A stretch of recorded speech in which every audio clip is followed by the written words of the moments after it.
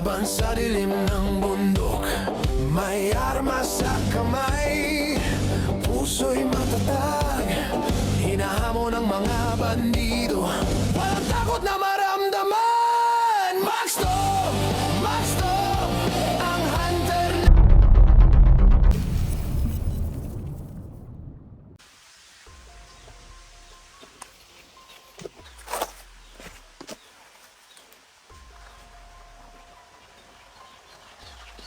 So, ayun po mga idol, mga tol. Isang mapagpalang araw sa ating lahat, no? At ito, salamat po sa ating may kapal, no? Dahil wala siya. Wala tayo dito ngayon. So, yan yung unang-una natin. Pagpasalamat. Binigyan tayo ng buhay, lakas. Yan po mga tol. At pangalawa, kayong mga viewers ko, mga solid ko dyan, mga silent viewers, salamat sa inyo sa pag-suporta palagi. At yan po, no? Salamat pa din kahit hindi natin nakuha yung pamangkin ko. Salamat pa din tayo dahil ito, ligtas pa rin tayo. Siguro hindi pa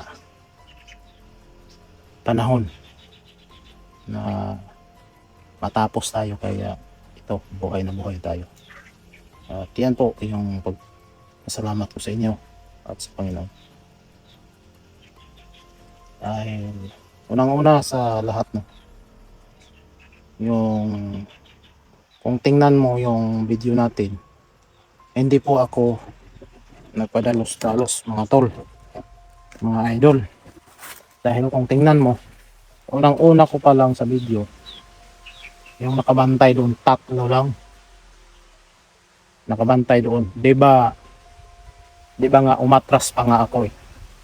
Yung unang pagkita ko sa dalawang pamangkin ko, tatlo lang yung nakabantay.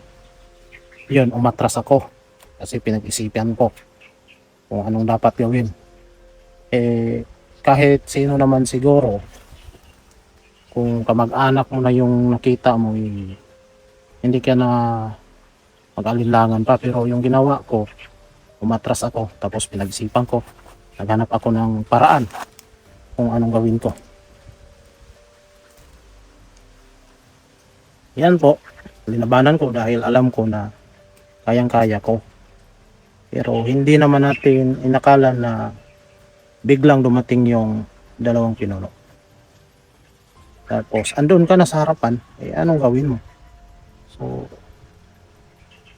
siguro doon lumaban ako, pero doon natamaan ako. Yun na, umatras ako nung dumating si Dilobyo. Kasi ito na mga tol, mga idol, hindi naman to basta-basta. Talagang hindi tayo magpadalos-dalos kasi okay lang kung ordinaryo sila na tao, okay lang. Pero hindi naman yan mga ordinaryo na mga tao, may mga anting-anting yan. Kaya masasabi natin na hindi tayo magpadalos-dalos kasi may mga anting-anting yan. Kaya yun naman yung ko, paliwanag ko sa inyo para maintindihan. Kasi kahit sino naman, siguro, mahirap na kung magpadalos-dalos kasi kung magpadalos-dalos ka, ikaw yung kawawa. Ikaw yung, hindi natin alam kung mabihag ka. Parang ganun. So, mahirap talaga. Kaya, ayun pa rin. Pasalamat pa din tayo na andyan kayo. Yung ko, pinaliwanag ko lang para maintindihan. Yung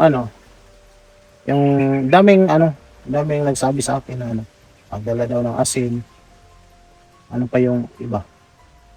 Alam niyo mga tol, mga idol, kung ganyan lang yung yung kadali madali natin yung mga kalaban, yung mangingisay sila. Matagal na namin ginawa yan. Kasi nung nagkasama pa kami ni Bradodong, yun yung ginawa namin pero walang epekto. Yung dumaan pa kami yung tirador. Wala pa rin.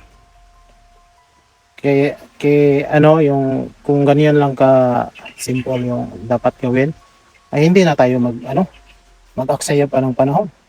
Magdala tayo ng maraming asin, maraming holy water. Pero kaysa mag-aksaya pa na lalaban pa tayo, mag-pisikalan pa. Pero hindi namin dahil na-try na namin. Pero mga idol, ito yung ko. Iba-iba yung sa ibang grupo.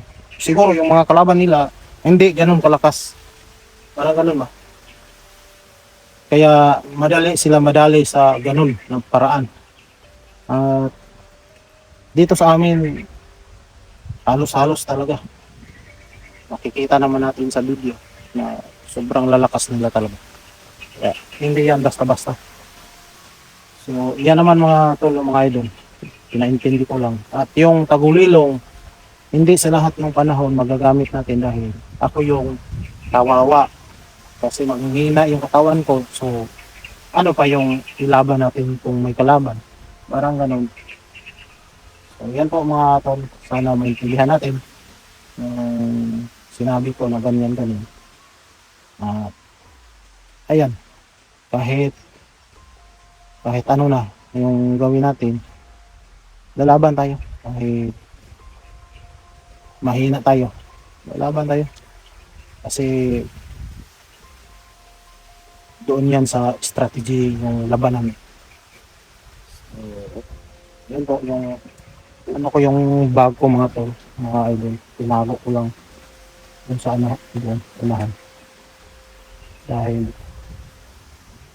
intras minsan sagabal siya dahil yung doon ka duman sa sobrang sukal yung bag madaling masisira, sayang naman.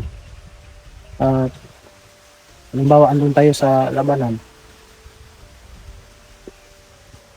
tapos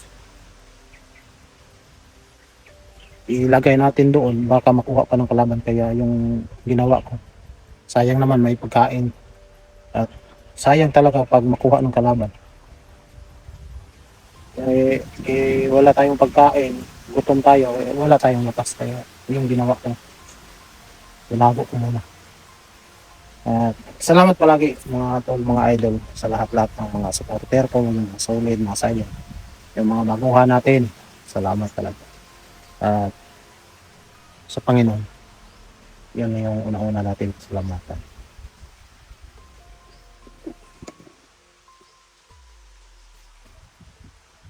So, tara, medyo na tayo.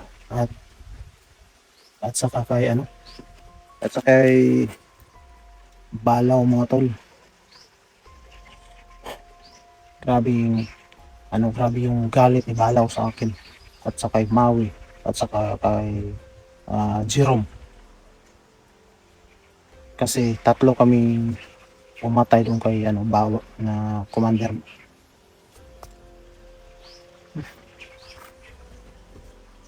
Commander Balaw. Kaya galit na galit siya. Tapos dun sa pamangkin ko, sabi niya, ngayon nandito yung pamangkin mo.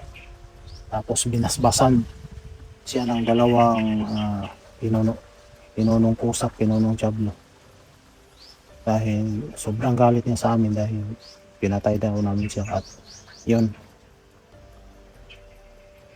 nakita nila ni pinuno, yung dalawang pinuno, yun, binuhay pala. Grabe yung labanan namin, na-remember ko pa.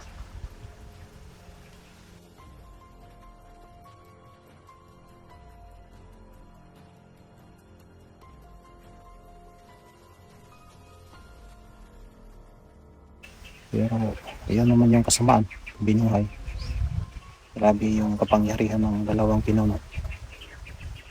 Pero nagka-encuentro kami ni Pinanong Pusat. 2 beses na. Tumakas naman siya. At pag magsama talaga sila, grabing lakas. So, ayun. Tara. Masid-masid muna tayo, mga tol.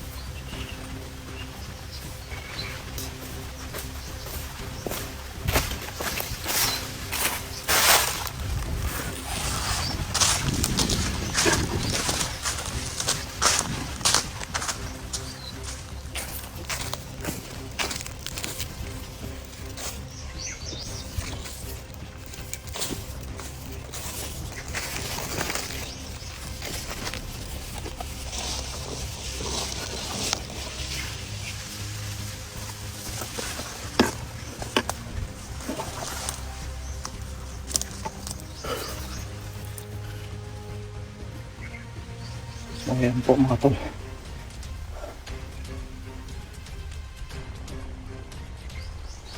Dalawa yung napatay natin.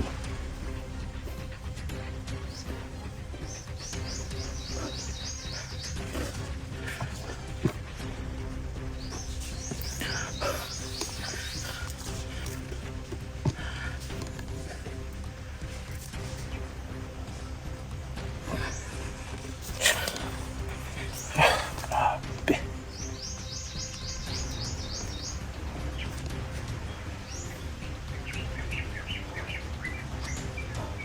Pahinga muna tayo mga tol.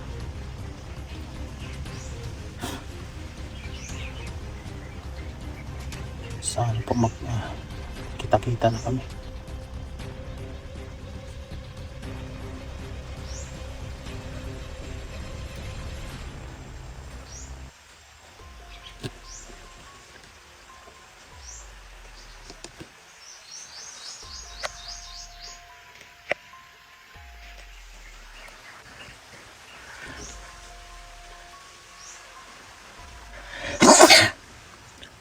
Tara po mga tol.